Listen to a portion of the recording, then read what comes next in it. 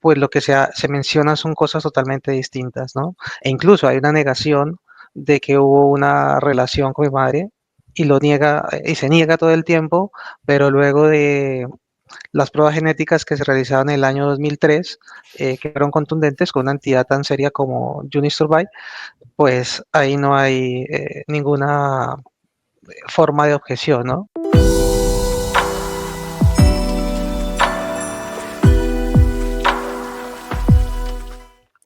Hola, bienvenidos a Somos Historias, el programa semanal de Casa Macondo, en el que comentamos las historias que están detrás de los relatos y los contenidos que compartimos en casamacondo.co.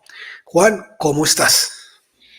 Muy bien, José. ¿Vos qué tal? ¿Qué hay de la vida? Bien, ya por acá otra vez, de nuevo en los montes, otra vez vecino tuyo, rodeado de bosques premontanos. Muy bien, muy contento de estar por aquí, Juan. Qué bueno, hermano. Bienvenido. Una semana bien cargadita, ¿no? Sí, una semana de esas llenas de cosas. Hoy vamos a tratar de vencer la tentación de hablar de otras tantas cosas, porque lo cierto es que tenemos un par de temas que queremos desarrollar a profundidad y nuestro propósito siempre es que estos espacios del Somos Historias sean acotados, sean breves. Así que de momento pasaremos de largo sobre la decisión de absolución del expresidente Álvaro Uribe Vélez. Ya tendremos ocasión de hablar de eso porque, Juan, no es el último capítulo de esta historia, ¿verdad? No, eso sigue. Ahora pues van a presentar casación y vamos a ver qué pasa en la Corte Suprema de Justicia. Ese proceso inició en la Corte y regresa a la Corte. Pero bueno, nada garantiza que regrese a los mismos magistrados que ordenaron el arresto de Álvaro Uribe por allá como en 2018, si no estoy mal. Sí. Entonces, bueno, no, a ese capítulo, a esa historia le falta mucho.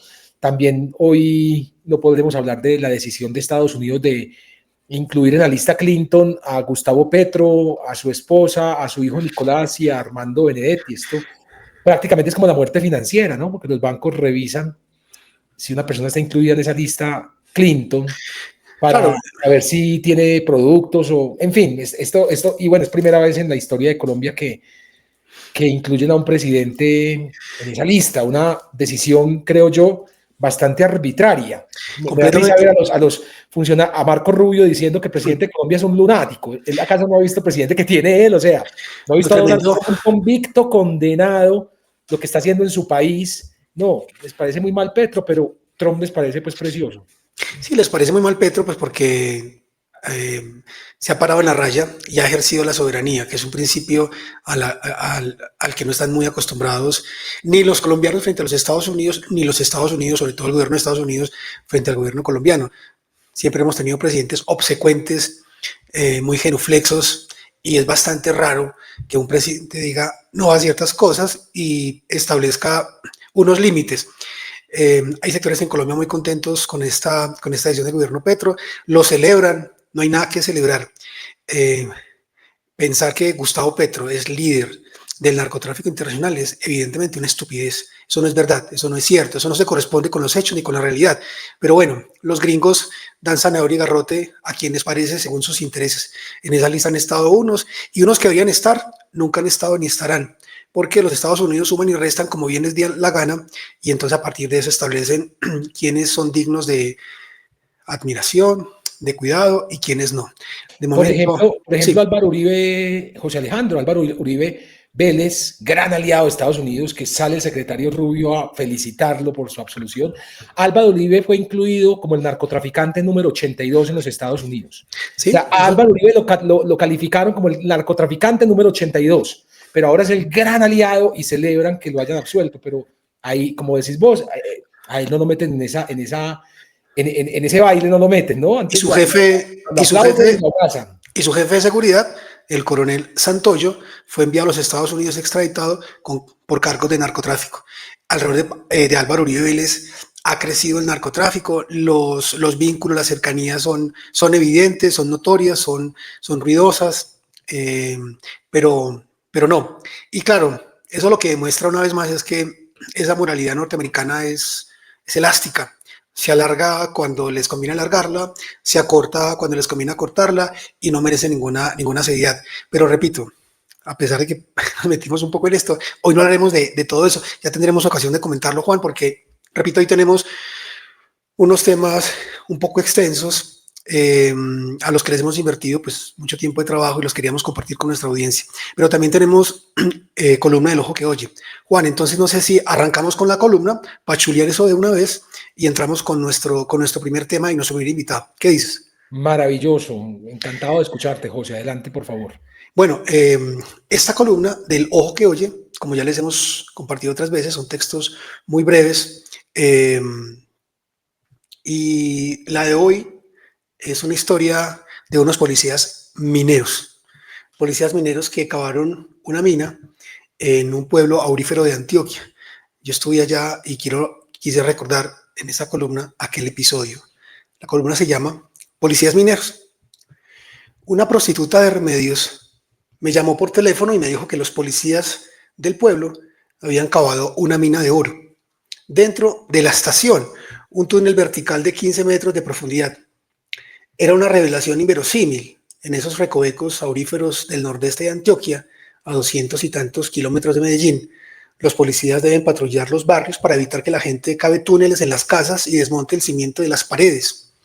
En Remedios, Segovia y Anorí hay barrios de casas desvencijadas por el efecto dominó que originó la excavación de una familia en su propia cocina. La historia de un socavón en la estación de policía era la promesa dorada de un gran relato. Los que me vieron entrar a la población con cámara fotográfica y vestido con chaleco de prensa del colombiano dieron por cierto lo que hasta entonces era un rumor. Viene por lo de la mina en la estación de policía. Me preguntó el conductor que me recogió en el aeropuerto de Otú, en las afueras del municipio. Cuando se enteraron de mi llegada, los policías me mandaron una razón con un vendedor de copitos de nieve, que se devuelva para Medellín, que a la estación solo entra si va preso, me dijo el hombre con voz de hielo. Tuve suerte. Al día siguiente llegaría un ingeniero de la Secretaría de Minas del departamento para verificar los rumores y en la alcaldía se conformó una comisión de notables en la que terminé incluido por iniciativa del párroco del pueblo. El hoyo resultó una garganta oscura de 1,5 metros de diámetro y más de 20 metros de profundidad, lo mismo que un sótano de 10 pisos, justo en el centro de la estación de policía. La única manera de descender era sentado sobre una tabla de madera amarrada a un malacate que los policías giraban empapados en sudor. Su coartada para la excavación había sido un documento del Ministerio de Defensa en el que les ordenaban construir una trinchera donde resguardarse en caso de un ataque guerrillero. Las especificaciones estaban escritas en un papel con sellos oficiales. La profundidad máxima debía ser de 140 centímetros. Yo lo vi en persona. Hay tanto oro en el nordeste de Antioquia que la gente se roba la tierra de los caminos para procesarla con mercurio y extraer dinero de ello.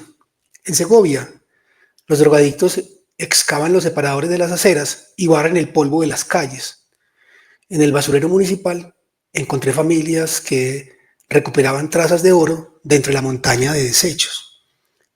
¿Cuánto dinero desenterraron los policías de un hoyo semejante?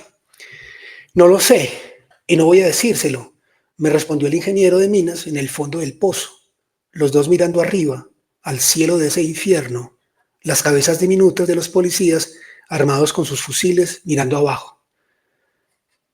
Policías buscan el dorado en Remedios, fue el título de esa historia que publiqué 2 días después, a pesar de las amenazas.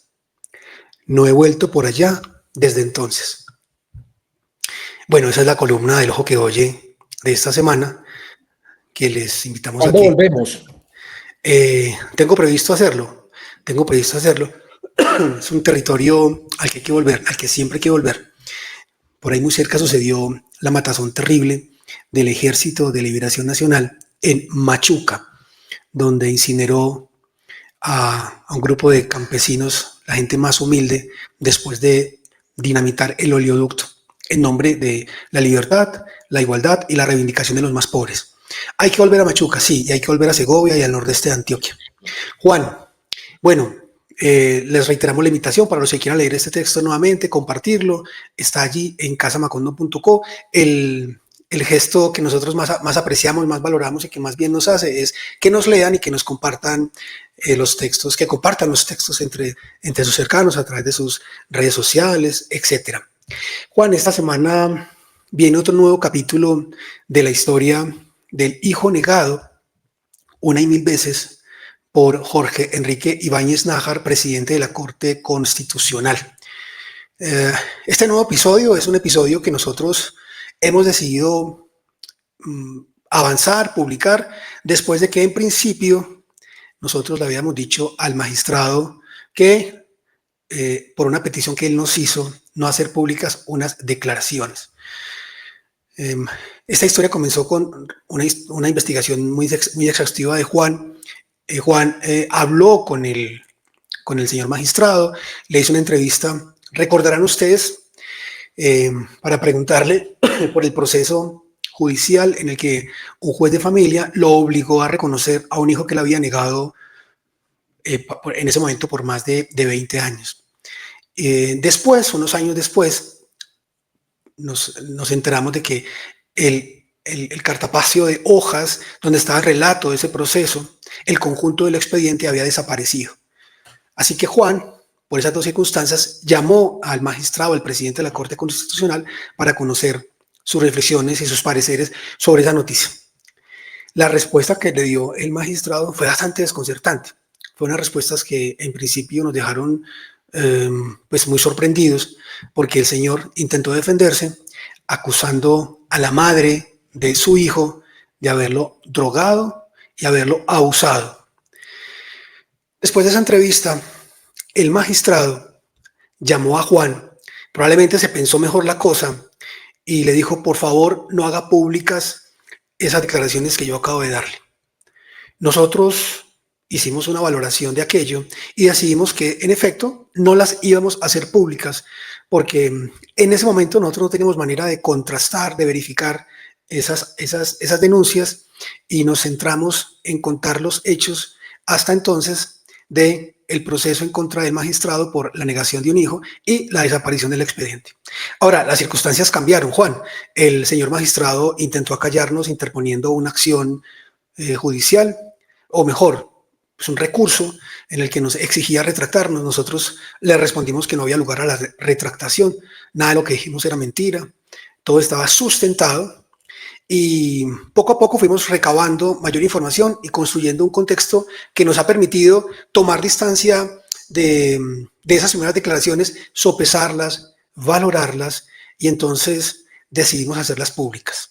Porque, bueno, conocimos después, cuando aparece el cartapacio de hojas, detalles de todo lo que había sucedido, pero además logramos hablar con el hijo del magistrado, con el hijo negado del magistrado, que de manera muy generosa y valiente nos concedió una entrevista, y pudimos entonces confrontar esos señalamientos que son muy graves. Ahora, Juan, cumpliste la palabra en la medida en que le dijiste al magistrado: señor magistrado, vamos a hacer públicas esas primeras declaraciones. Y su reacción fue: lo conmino, le prohíbo que las publique. Y en este punto estamos, Juan. ¿Qué fue lo que pasó? Cuéntanos. Sí, pues yo le pregunté nuevamente, le dije que si se mantenían esas versiones que había dado acusando a la madre de su hijo de haberlo drogado y abusado sexualmente. Son unas acusaciones muy graves, José Alejandro. Y el magistrado lo que dijo fue: le prohíbo que usted publique eso, porque además yo no le autoricé a grabar la entrevista. Yo le dije: mire, pues yo no lo llamé para charlar y ni soy su amigo, lo llamaba un periodista, y le dije para qué lo estaba llamando. Por ende, obvio que voy a publicar esto. El magistrado además asegura que él dijo eso como una hipótesis, que él nunca la acusó, sino que fue una hipótesis que él manejaba, y al escuchar nuevamente la grabación, pues entendimos que no era hipótesis. El magistrado acusó, aseveró, afirmó que la señora Yolanda Inés lo había drogado y lo había abusado sexualmente. Yo no sé, José, el magistrado, por qué dijo eso, porque no sé si es porque el tema del abuso sexual es uno de los temas que más me conmueve a mí y que más he investigado. No sé si algún asesor le dijo: oiga, empiece por acá de pronto, porque este es un tema con el que de pronto el periodista se va a conmover con usted y no va a publicar esta historia. Y obviamente, pues aquí le decimos al magistrado, cumplimos la palabra de no publicar en ese momento esos apartes, pero después de haber investigado todo el expediente, hemos encontrado que el magistrado Ibáñez mintió. A él no lo abusó sexualmente ni lo drogó la señora Yolanda Inés, ¿ya? El magistrado estaba buscando defenderse, estaba buscando seguir negando a su hijo, acusando a su madre, quien dijo un montón de barbaridades más. También dijo, es una señora que es como 13 o 15 años mayor que yo, diciendo que él era un pobre pollito de 17 años. Primero me dijo que tenía 17. Yo, magistrado, qué pena, usted tenía 21 y la señora tenía 27, ella le llevaba 6 años.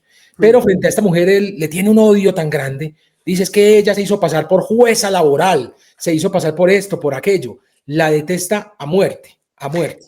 Sí. ¿Por qué? Porque hay un hijo de por medio desde 1982. Además, él se enteró que tenía un hijo. En la entrevista que nos concedió dijo que él apenas se enteró en el año 2000, 2001. Otra falsedad, otra falsedad. Él hasta alzó a su hijo en brazos. En fin, son muchas mentiras y muchas falsedades las que el magistrado ha dicho, y por eso esta es la quinta entrega. Es la quinta entrega básicamente contando pues la respuesta que le dimos a la solicitud de rectificación. Y yo creo que vendrán más entregas, porque no creo que la familia del hijo del magistrado se vaya a quedar con las manos cruzadas. Pero bueno, Sí. no hablo más porque tenemos... Sí, pero antes, Sí. antes de darle paso a nuestro invitado, Juan, decías que estas declaraciones son muy graves, porque el magistrado, actual presidente de la Corte Constitucional, insiste en un señalamiento oprobioso en contra de la madre del hijo que estuvo negando y que todavía niega. Cuando habló con nosotros, han pasado ya casi 43 años del nacimiento de su hijo. No hay dudas de que es su hijo, hay una prueba genética que lo sustenta y un parecido físico que además es elocuente.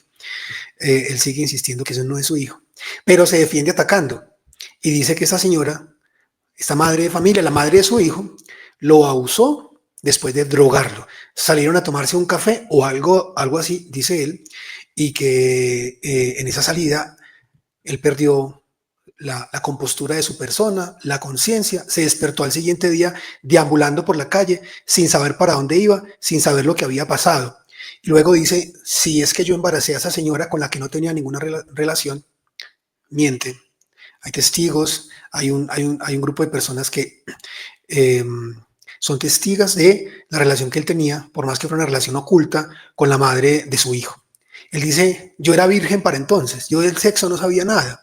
Son declaraciones además que rayan, algunas de ellas rayan en lo sorprendente y casi que en lo ridículo, diría yo.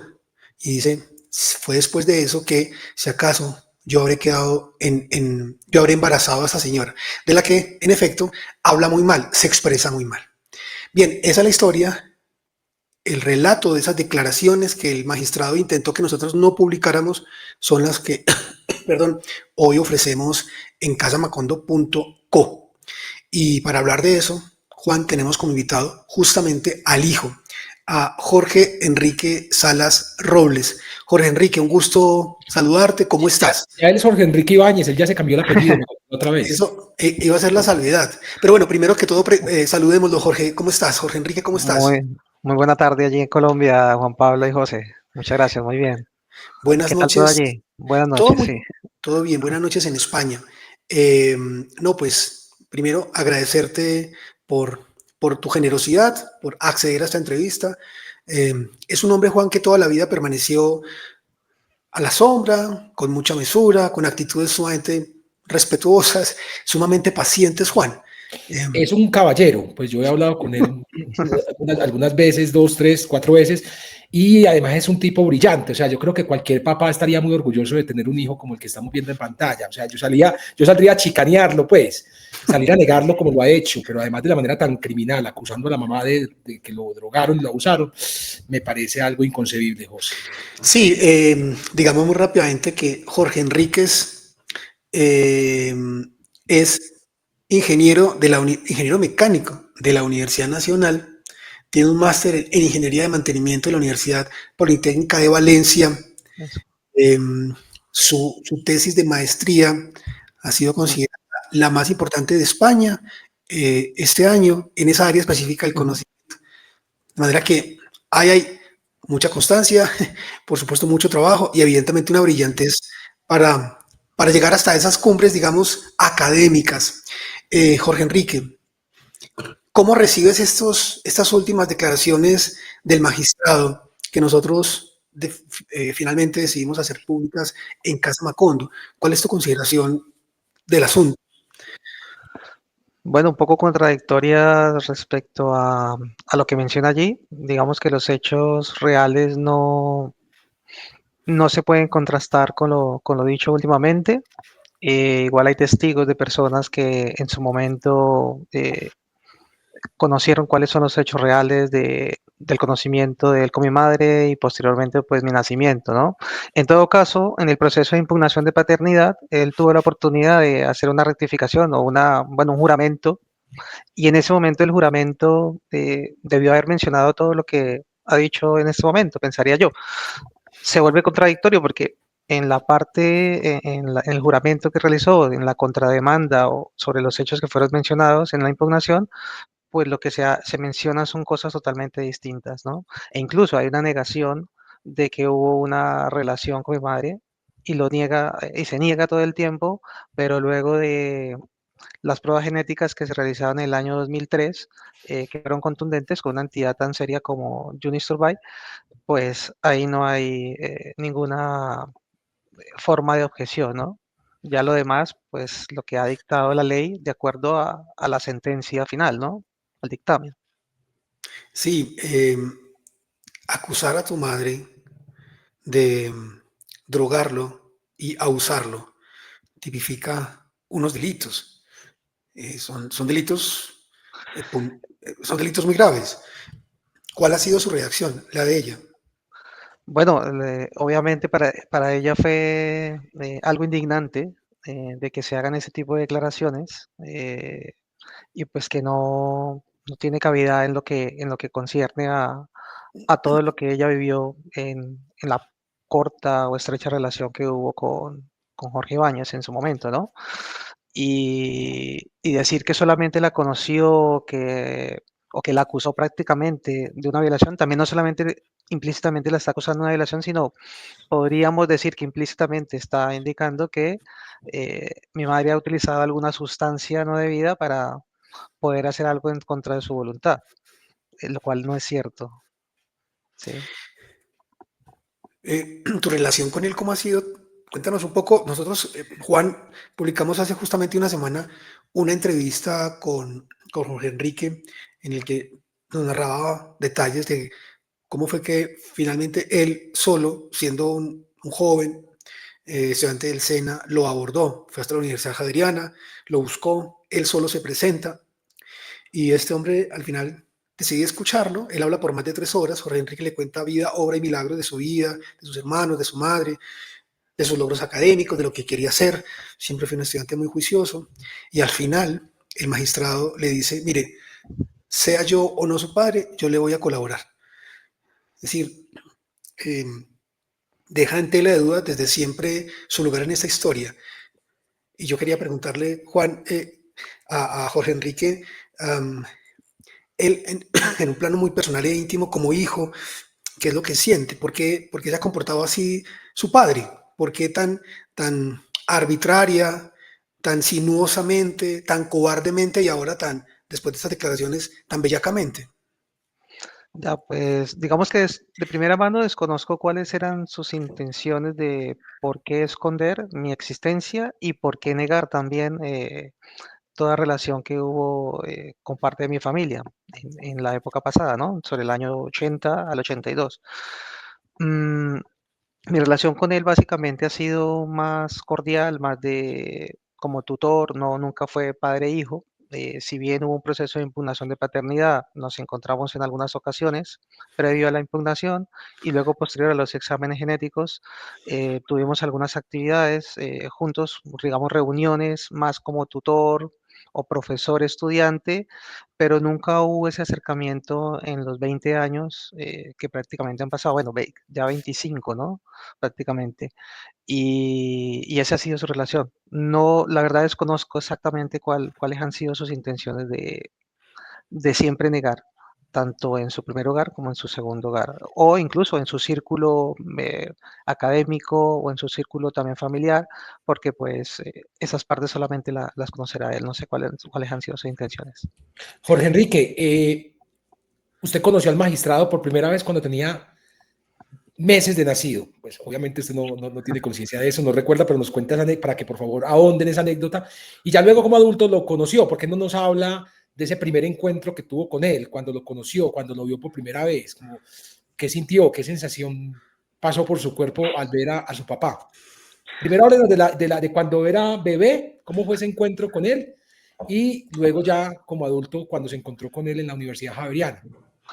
Bueno, mi madre me comenta que cuando tenía algunos días de nacido, hubo un evento allí por el año 82, en el cual también acudió mi padre biológico y pues ella me llevó en sus brazos. En ese evento pues también habían todo lo que personas cercanas al partido conservador y allí él tuvo la oportunidad de alzarme por primera vez algunos segundos. Claro, en ese momento pues ella dice que entró un poquito en shock, un poco nervioso el alzarme por primera vez. Ya cuando ya tenía la edad de los 10 años aproximadamente, mi madre me contó que mi padre, que me había dado el apellido, José, pues que él realmente no era mi padre biológico, sino que era Jorge Enrique Ibáñez Nájar. Desde ahí empieza una ilusión de niño a querer conocer a ese padre biológico y pues seguí con mis estudios, seguí viviendo en la ciudad de Ibagué y posteriormente se da en el año 2000, entre el año 2000 y 2001, se da la posibilidad de ir a una actividad académica con el SENA Regional Tolima, donde hacía en ese momento un técnico profesional en mantenimiento industrial y justo el bus de la excursión se hospedó allí en una sede de sindicato, creo que es de sindicato del SENA regional, Cundinamarca.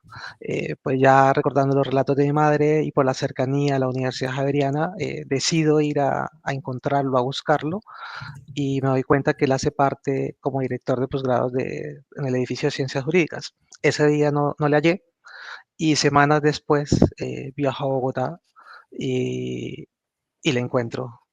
Pude ir directamente allí pasé por algunos de los pasillos de la universidad, fui directamente al edificio de Ciencias Jurídicas de posgrados, fui hasta el quinto, sexto piso que estaba su oficina y me ha atendido una persona, el asesor que estaba allí, me acuerdo del nombre es Alfonso, no el apellido, y, y bueno, allí le estuve esperando, ya había hablado previamente con él telefónicamente, sí le dije que le iba a visitar y que yo era un familiar lejano, eso sí lo mencioné, o que era alguien que no había visto durante muchos años o durante mucho tiempo.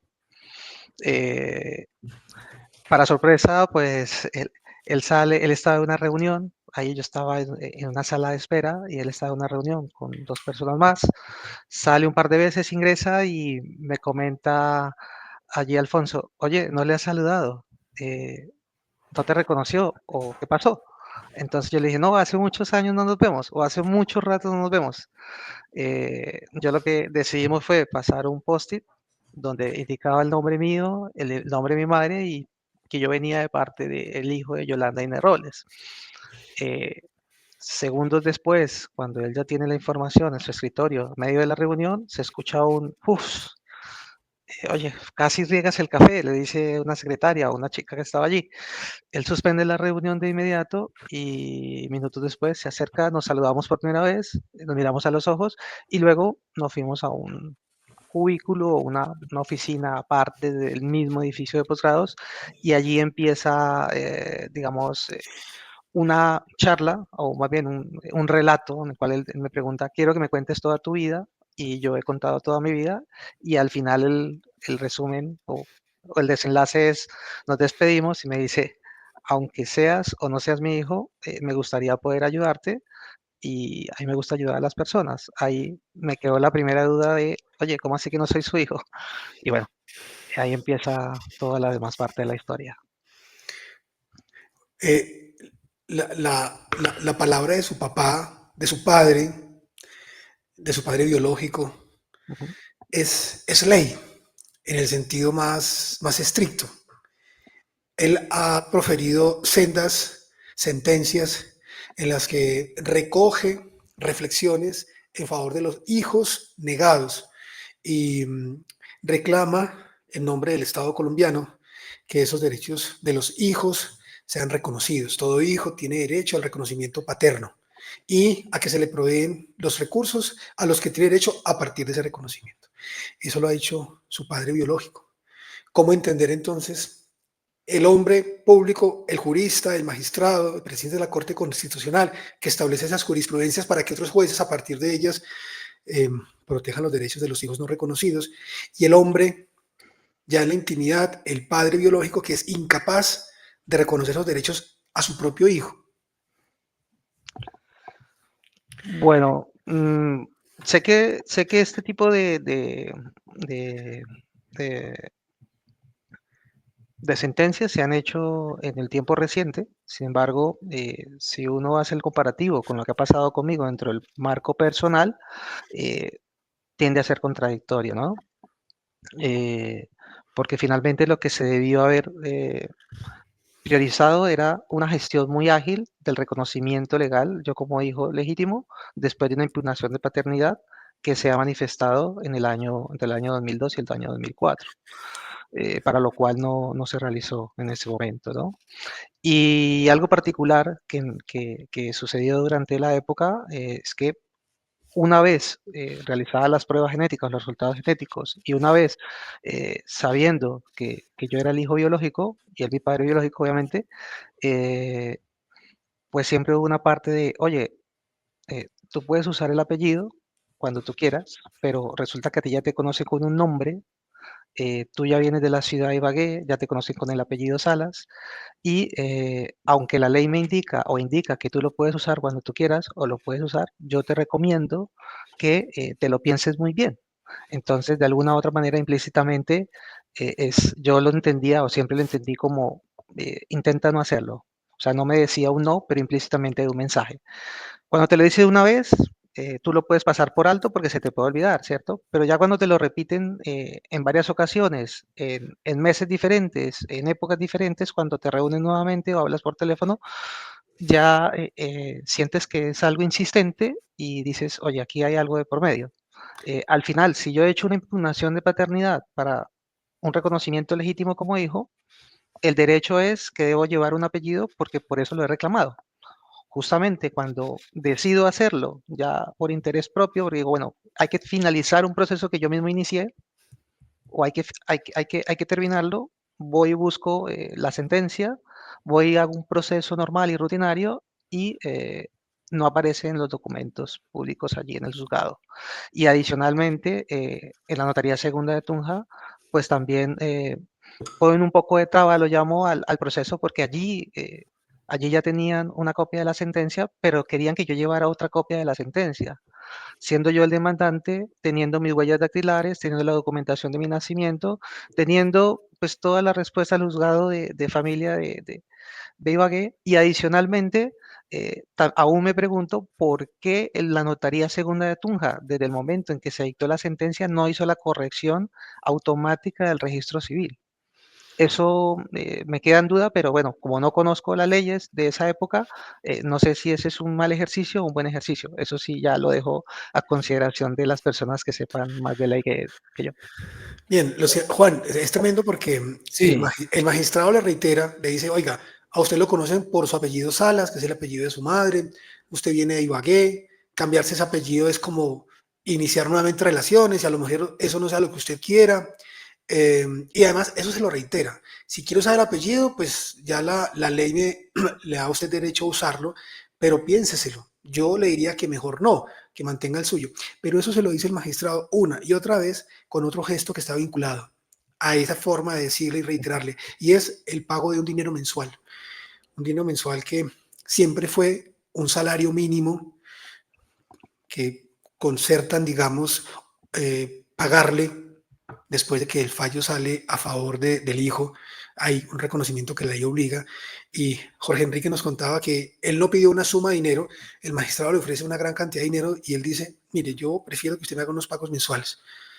Porque Jorge Enrique todavía tenía la ilusión de mantener una puerta abierta y ir a propósito de esos pagos, pues teniendo una relación de cercanía, a lo mejor ir acrecentando una relación de padre-hijo, cosa que nunca le interesó al magistrado. Así que entre pago y pago, el magistrado le recordaba que lo mejor que podía hacer era no usar su apellido. ¿No es un claro ejemplo, Juan, de manipulación? Y otra cosa es que hay citas. Perdón que aquí tenía el micrófono apagado. No, pero además, José, hay un dicho por ahí que dice más parecido que hijo negado, ¿no? Sí. Y aquí los quienes están viendo pueden ver que, pues no sé, ya ustedes saquen sus propias conclusiones. El magistrado dijo en su momento, no, es que yo no creo que sea hijo mío y además no se parece en nada a mí. Yo le quería preguntar a Jorge Enrique, ¿usted cree que usted se parece a su papá?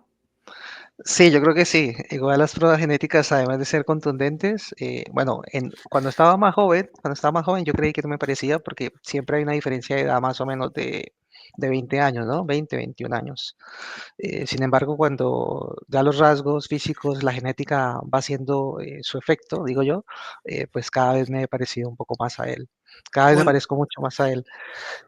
hay un episodio que nos contabas, Jorge Enrique, de en una, en una de tantas encuentros, instancias vinculadas al proceso de reconocimiento de paternidad, el magistrado debe ir a Ibagué y presenta su cédula de ciudadanía para identificarse. Jorge Enrique ve esa cédula, una cédula de aquellas de antes en las que aparecía la fotografía. En esa fotografía aparece el magistrado Jorge Enrique Ibáñez Nájar, joven, tan joven que Jorge Enrique cuando ve la foto dice, uy, a ese sí me parezco. Y él es más concluyente, dice, uy, ese soy yo. Fue así Jorge Enrique. Sí, correcto. Cuando se estaban adelantando las diligencias del proceso en Ibagué, hubo algo particular, porque en medio de soy su hijo, no soy su hijo, pruebas genéticas y demás, hay una diligencia que hay que hacer en Ibagué y bueno, al acercarse a los juzgados esto, Jorge saca su cédula de ciudadanía, como lo mencionas, de las antiguas, y al ver la foto, fue como verme reflejado allí en una foto reciente de esa edad mía. Ahí empecé a creer un poco más que efectivamente el proceso iba bien y que lo estábamos haciendo bien dentro de la impugnación y que efectivamente era mi padre. O sea, más allá de las contradicciones o las versiones o lo que se dijera en ese momento de las negaciones de no, no es, eh, ahí ya empezó como a hacer en mi mente algo, a decir efectivamente, él es mi padre. Porque hay un parecido bastante alto respecto a lo que él era en esa época y a lo que yo soy. Bueno, eso ya fue como experiencia propia. Claro. Jorge Enrique, ¿ustedes han pensado, después de conocer las declaraciones con las que pretendió defenderse el magistrado acusando a su madre de drogarlo y abusarlo, han considerado la posibilidad de una respuesta legal? ¿Eso está en Bueno, consideración? esa parte no la hemos conversado todavía. Tendré que hablar también con mi apoderado, que siempre ha sido mi tío Edgar Robles, y que pues que tiene toda la argumentación y que sabe toda la jurisprudencia del caso. Estamos por reunirnos con él y pues preguntarle a ver si sobre estas declaraciones realmente vale la pena dar una respuesta, ¿no? Desde el punto de vista jurídico. Edgar Robles, magistrado del Tribunal Administrativo de Huila, José. O sea, ya el magistrado no está, el magistrado Ibáñez no está ante un niño indefenso y ante una mamá que reclama para que reconozcan a su hijo. No, ya ahora el magistrado está frente a un hijo grande, completamente formado, que está reclamando sus derechos y también frente a su abogado, que es su tío, que es un magistrado del Tribunal Administrativo del Huila. O sea, aquí ya no vamos a ver pues como a un señor que va a hacer lo que le da la gana, porque simplemente los del otro lado, la contraparte, no se pueden defender, son indefensos. Aquí ya vemos a una ciudadanía, y hablo de ciudadanía, el hijo, la mamá y el tío, completamente empoderada, que probablemente, pues no sabemos, van a reclamar por esas acusaciones, porque ahí el magistrado incurrió en el delito de calumnia, en el delito de calumnia. Entonces, eso sí, si ocurre, eso llega a José a la comisión de acusaciones de la Cámara, porque él es un aforado.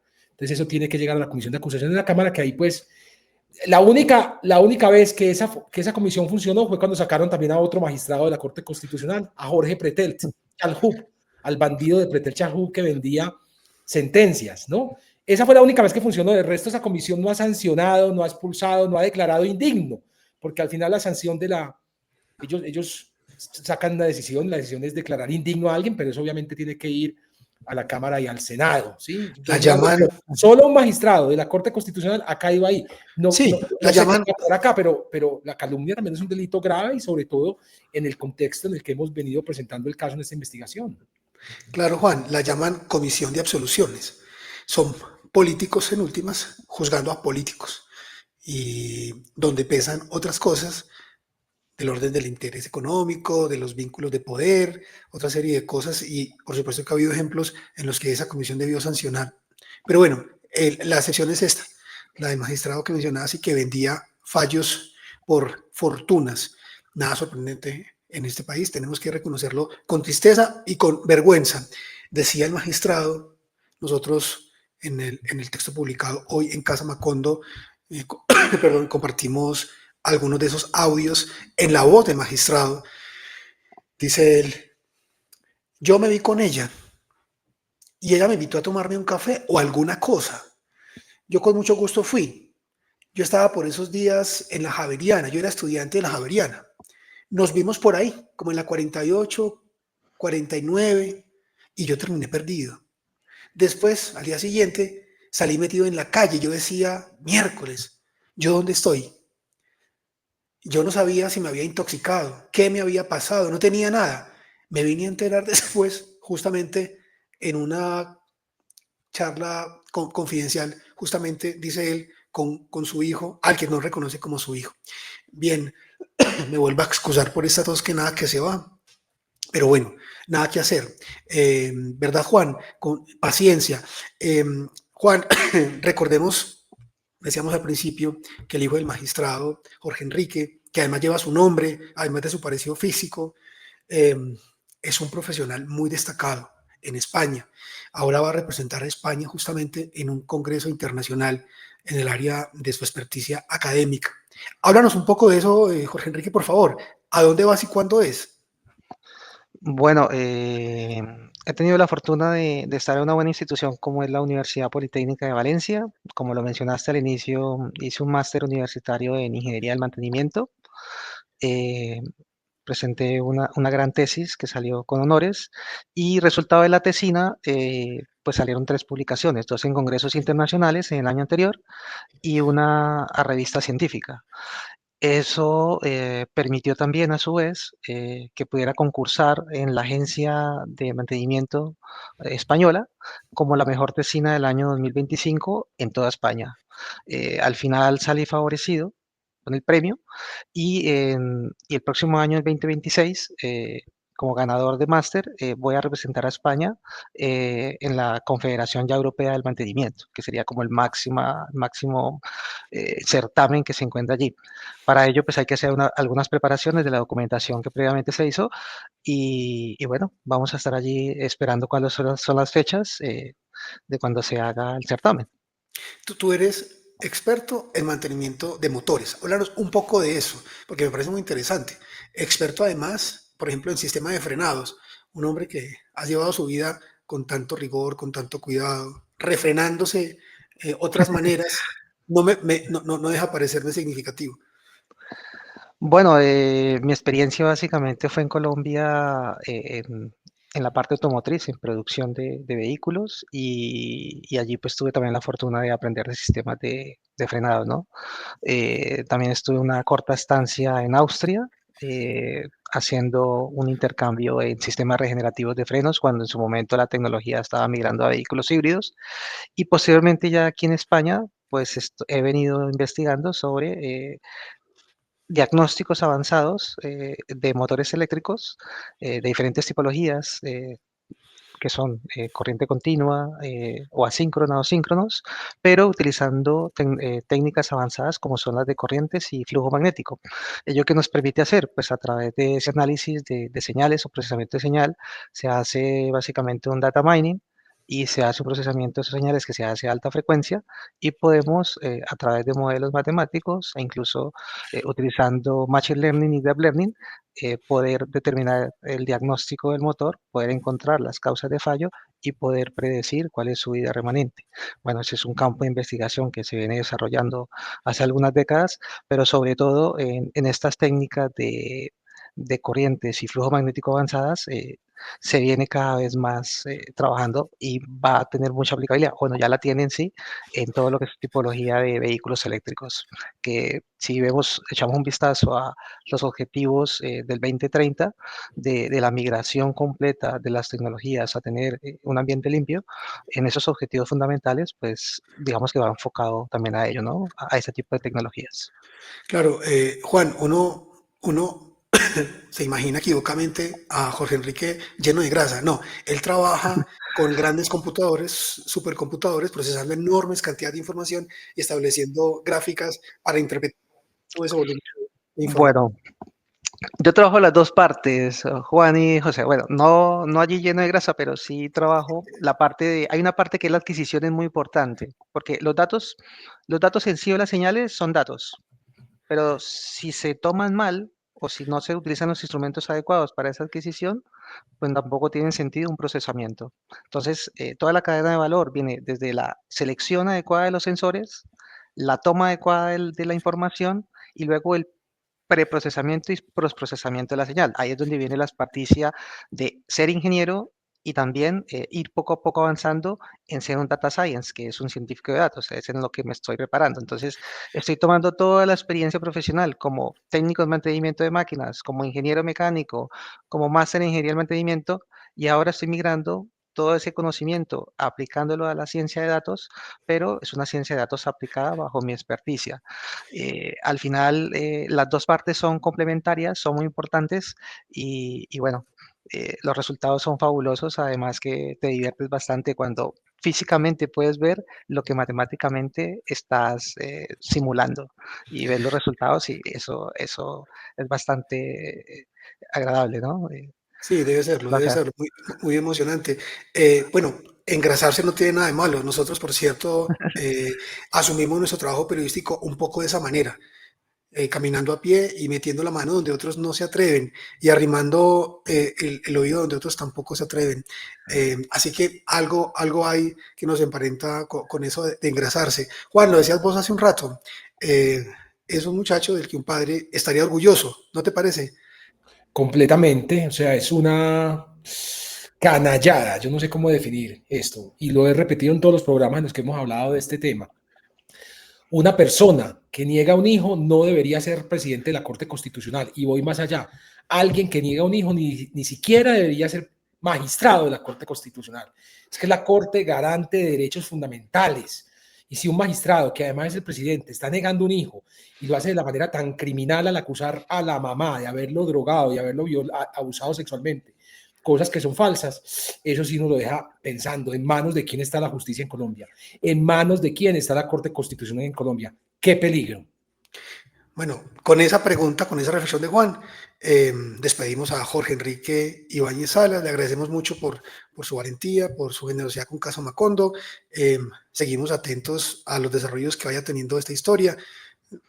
Ya nos contará Jorge Enrique si su familia decidió o no querellar al presidente de la Corte Constitucional por las afirmaciones que ha hecho en contra de su madre. Jorge Enrique, mucha suerte en lo que viene para vos en tu trabajo, en tu formación académica. Te mandamos un abrazo y quedamos en contacto. Perfecto, muchas gracias por la invitación. Estaremos en contacto y ahí les iré contando parte de los avances en la medida de lo Bueno, posible. Vale, chao. Gracias, José Enrique, muy un amable. abrazo. Hasta Chao. luego. Hasta luego. Gracias. Bueno, Juan, tremenda historia. El presidente de la Corte Constitucional, después de negar al hijo, ahora acusa a la madre de haberlo drogado y haberlo abusado. Y hay Veremos que qué pasa. tenerle, sí, no, perdón, José. No, decime. Esa No, tos no, no me va a dejar, qué locura. que a estas historias hay que tenerles paciencia. Cuando yo contacté por primera vez a Jorge Enrique, ni me respondió, después me mandó un correo Sí, sí. como muy parco, después como que accedió a hablar, después hablamos otra vez, después habló contigo. Le dijimos, venga, hable en cámara. No, todavía no es el momento. O sea, es un tipo muy pausado, muy prudente, como que todo a su tiempo. Y uno como reportero tiene que persistir en estas historias, no publiqué una vez y ya, se acabó, ahí quedó la historia. No, hay que buscar a ver si el expediente desaparecido apareció, venga a ver qué dice ese expediente, venga, busquemos al hijo.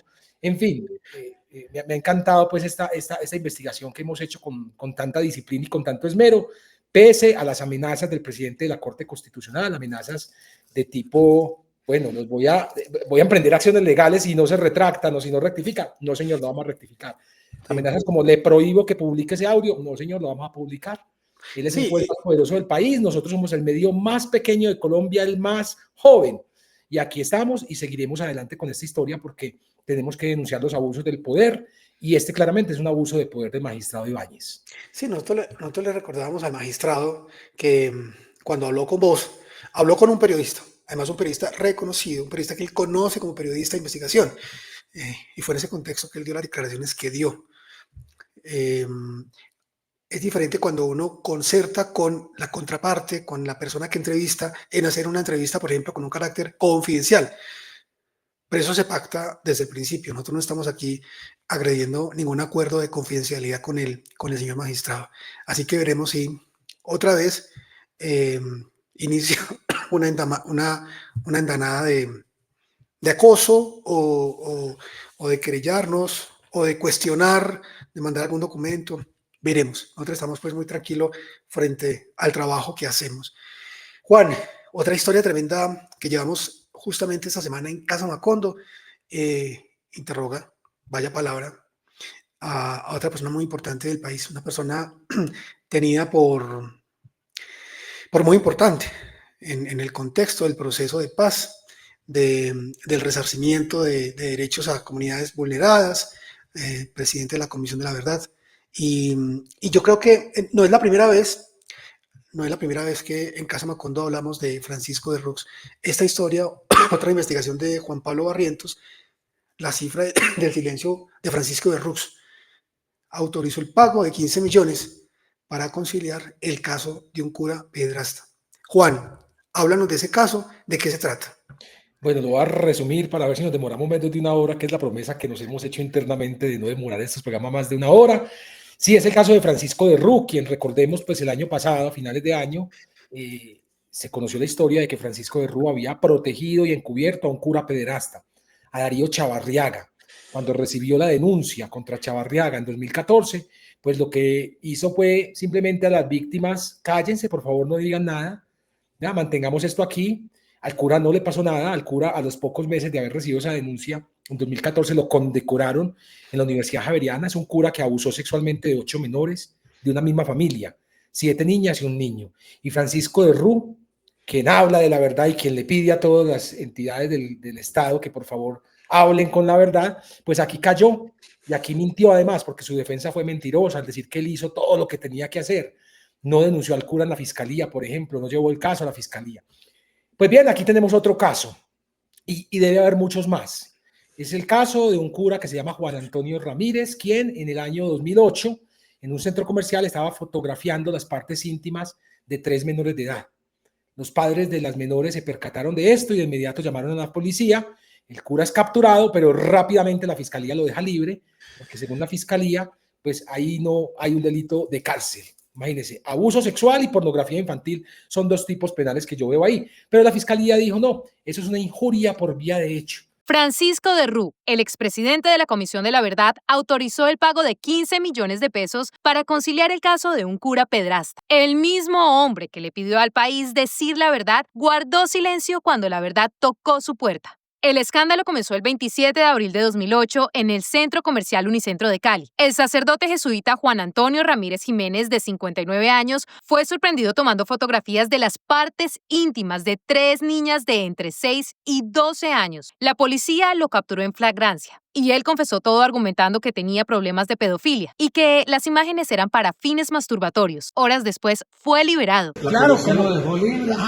Y entonces ya yo lo tengo guardado ya. Sí. Y no lo expulsan, no lo sacan, pues no averiguaron un poquito más. El proceso que se hizo en compañía de la Fiscalía y la Policía, y la Policía no es un crimen de cárcel. La fiscal que llevó el caso, Betty Castaño Valencia, clasificó los hechos como injuria por vías de hecho, un delito menor, ni pornografía infantil, ni abuso sexual, apenas una ofensa leve. Esa decisión permitió que el crimen se resolviera con dinero. Los jesuitas lo definieron como una infracción y enviaron a Gabriel Jaime Pérez Montoya, otro sacerdote, plenos poderes para conciliar ante la fiscalía. La primera reunión fracasó. Las familias pedían 300 millones de pesos. Los jesuitas ofrecían 3. 2 años después, bajo la dirección de Francisco de Rú, el caso se cerró con un pago de 15 millones de pesos. De Rú reconoció haber autorizado ese pago. Me correspondió cerrar para que pagáramos y cuidáramos lo que nos tocaba en justicia. El sacerdote Ramírez nunca fue expulsado de la Compañía de Jesús, no fue suspendido, no fue juzgado, solo recibió tratamiento psicoterapéutico y una vaga limitación en el ejercicio ministerial. Ciertamente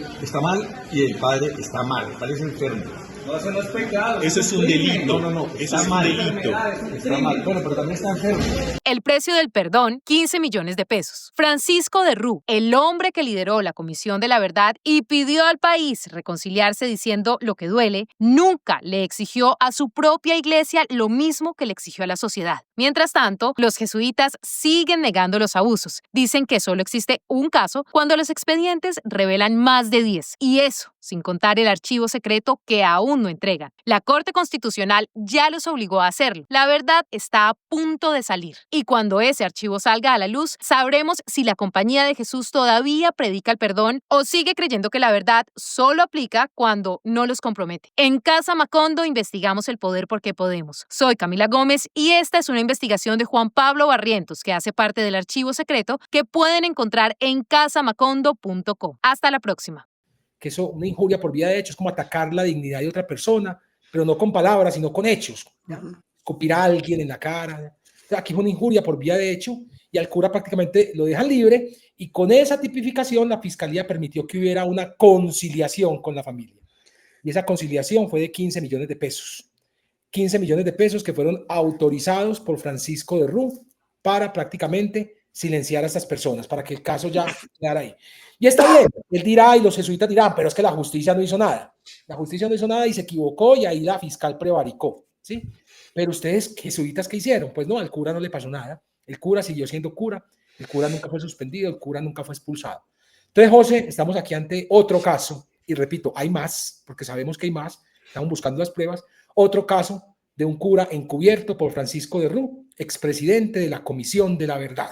Y repito, él fue muy bueno en pedirle a todas las entidades, al ejército, al Congreso, a las alcaldías, gobernaciones, de que dijeran la verdad, porque estaba escribiendo ese informe de la Comisión de la Verdad. No ha hecho lo mismo con la Iglesia Católica.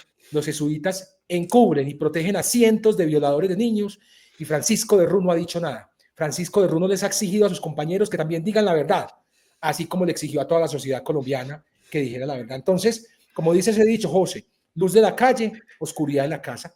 Yo hubiera querido hablar con el padre de Rú, pero me tiene bloqueado. El tipo que habla de perdón, de amor, me tiene bloqueado porque, claro, pues soy un periodista incómodo y ese periodista incómodo tiene mucha información, entonces prefiero bloquearlo. Yo le he hecho preguntas pues muy fronteras en WhatsApp, pero jamás irrespetuosas. Él me tiene bloqueado, hubiera querido hablar con él sobre este caso.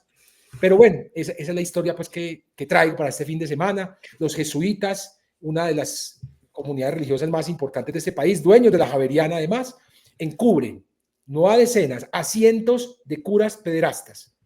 Y no hay justicia en este país que los llame, que les haga pagar por sus crímenes, y ellos muy educados, pues los más educados, los que más estudian, simplemente siguen ahí como si nada hubiera pasado. Son de una hipocresía y de un cinismo, José, que a mí me impresiona. Entonces los invito y las invito a leer esta historia que cuestiona, que interroga al sacerdote Francisco de Rú. Nosotros internamente siempre nos preguntamos, les contamos a ustedes, a nuestras audiencias, nosotros todos los temas los discutimos, los conversamos, intentamos analizarlos desde diferentes lugares, aportamos todos una opinión, una mirada. Casa Macondo intenta trabajar desde una lógica colegiada. Colegiada quiere decir que todos participamos, leemos los textos de todos, revisamos, en fin. Y yo tengo que decir en lo personal que es muy doloroso, es muy triste ver a una persona como el sacerdote Francisco de Rú, presidente de la Comisión de la Verdad, involucrado en estos hechos. Una cosa no tiene que ver con la otra, pues en principio no. Y eso que él hizo allá, yo creo que es digno de admiración y creo que es un paso importante para la sociedad colombiana. Pero es que justamente por eso estos hechos lo interrogan con mayor severidad. Porque como dice Juan, hay una desconexión, un gesto de incoherencia entre solicitar la verdad por allá y ocultarla por acá. El caso se cerró el 16 de abril del 2010, del que acaba de hablar Juan. Los jesuitas, convocados por la Fiscalía a una nueva audiencia, acordaron un pago de 15 millones de pesos, 12 para 2 de las víctimas y 3 para el abogado. Para ese momento, el provincial o superior de los jesuitas en Colombia era Francisco de Rux, quien ejerció el cargo desde octubre del 2008 hasta septiembre del 2014. A pesar de que el delito ocurrió 6 meses antes de su llegada, de Rux reconoció haber ejecutado el pago. Dice el padre de Rux: me correspondió cerrar para que pagáramos y cuidáramos lo que nos tocaba en justicia. Nosotros lo hemos dicho tantas veces, seguimos repitiendo, tenemos como oficio interrogar el poder.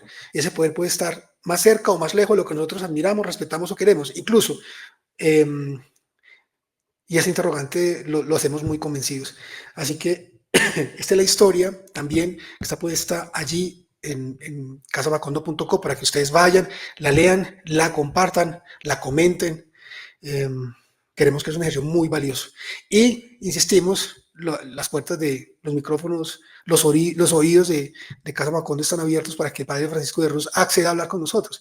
De momento todo ha sido correr y negarse, lo cual por supuesto lamentamos. Juan, ¿algo más por agregar? No, invitarlos nuevamente a que nos apoyen, a que donen a Casa Macondo. Aquí por YouTube lo pueden hacer, pero además si entran a casamacondo.co, en la parte de arriba dice apóyenos.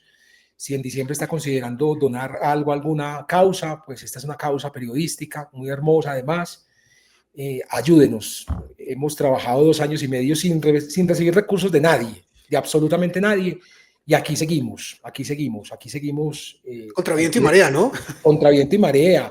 Y contra mucha gente que nos quiso destruir desde el principio. Colegas de medios independientes que quisieron acabarnos desde el principio. Aquí estamos y aquí seguimos. Apóyenos. Es como la invitación que les hago. Si no pueden apoyarnos económicamente, pues también nos pueden apoyar compartiendo todos los contenidos de Casa Macondo en sus redes sociales y en el WhatsApp de las tías. Ve preparando, Juan, si quieres, la caricatura del gran Leo Parra de esta semana, mientras yo les cuento que siempre leemos los comentarios que ustedes nos dejan acá debajo de los videos. Hay personas que hacen donaciones, repetimos, siempre las agradecemos mucho. Tratamos en la medida de lo posible de responder la mayoría de los comentarios que ustedes nos hacen.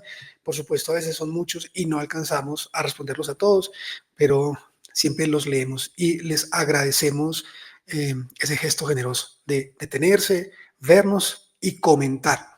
Juan, yo por alguna razón en este momento no estoy viendo lo que estás mostrando en pantalla, así que te va a tocar a vos comentar un poco la caricatura del gran Leo Parra.